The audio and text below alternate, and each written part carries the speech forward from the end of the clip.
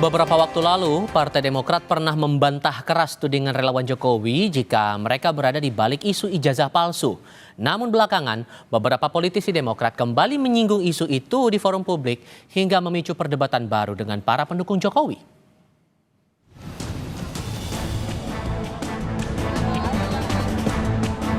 Hakim MK dituduh ijazah palsu.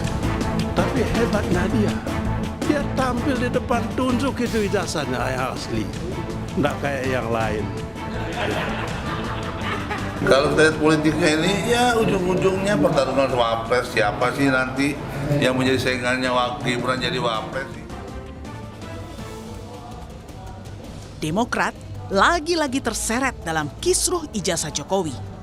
Situasi ini terulang kala Beni Kaharman, politisi dari partai milik mantan Presiden Susilo Bambang Yudhoyono ini, menyindir sikap seseorang yang dituduh memiliki ijazah palsu namun enggan memperlihatkan ijazah aslinya kepada publik. Ini berbeda dengan sikap Hakim MK Arsul Sani. Ada juga saya tahu yang bisa beli itu sertifikasi. Mungkin ada yang palsu lagi. Palsu. Ya kalau itu sih ijazah aja palsu ya, apalagi sertifikasi. Teman saya, Pak Menteri, Hakim MK dituduh ijazah palsu.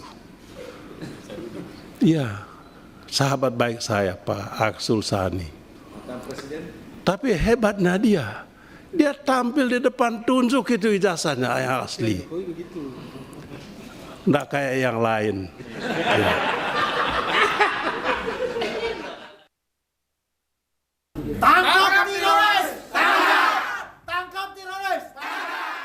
Pernyataan Beni ini disikapi relawan Jokowi sebagai sebuah tanda tanya besar. Apakah Demokrat memang berada bersama kubu Roy CS yang konsisten menyerang mantan Presiden Jokowi? Saudara-saudara kita relawan. Apa sih bedanya antara isu ijazah atau kasus ijazah Pak Jokowi dengan Arsul Sani?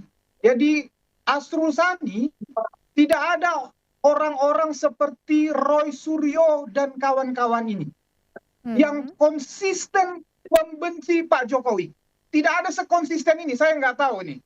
Pak Beni dan Pak Sarif ini masuk aliansi para pembenci ini, saya nggak tahu. Apakah karena itu memberikan komen seperti itu, saya nggak tahu. Namun, tudingan upaya mendowngrade nama besar Jokowi melalui kasus ijazah dibantah anggota Majelis Tinggi Demokrat Syarif Hasan. Menurut Syarif, justru di era Presiden Jokowi, Partai Demokrat pernah mengalami upaya perebutan paksa oleh mantan Kepala Staf Presiden Muldoko yang diyakini diketahui Jokowi.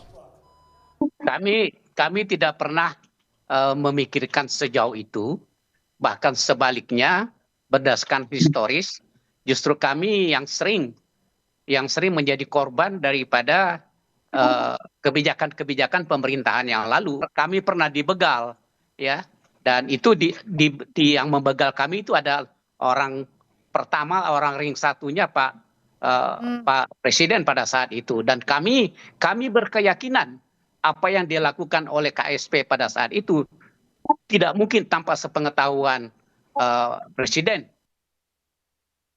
Namun jauh sebelum sindiran Beni Kaharman soal ijazah palsu, tudingan ada orang besar di balik kisruh ijazah pernah diungkapkan relawan Jokowi dari Peradi Bersatu.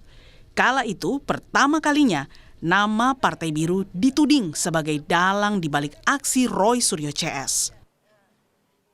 Ya, seluruh Indonesia sudah melihat tampilan saya hari ini, saya berbaju apa gitu, ya kan? Nah, sisa men-challenge saja, mencari pemikiran sendiri, berpikir masyarakat sendiri. Bahwa siapa sih kira-kira dalangnya gitu loh. Nah, saat ini saya berbaju apa? Nah, itu mungkin salah satu clue yang bisa saya sampaikan. Tudingan relawan Jokowi ini pun seakan terkonfirmasi dari pernyataan Jokowi. Kala itu, Jokowi yakin ada orang besar yang mengorkestrasi isu ijazah dan pemakzulan anaknya, Wapres Gibran. Ada agenda besar politik dalam tuduhan ijazah palsu maupun pemakzulan. Artinya memang ada Orang besar, semua udah tahu lah. Ya, kasih. Sejak laporan pencemaran nama baik Jokowi berproses di Polda Metro Jaya, ke-8 tersangka termasuk Roy Suryo CS kini berstatus dicekal ke luar negeri. Dalam tahap ini, 2 orang di lingkaran Demokrat, yakni Denny Indrayana dan Amir Syamsuddin, kini bertindak sebagai kuasa hukum bagi Roy Suryo. Tim Liputan, Kompas TV.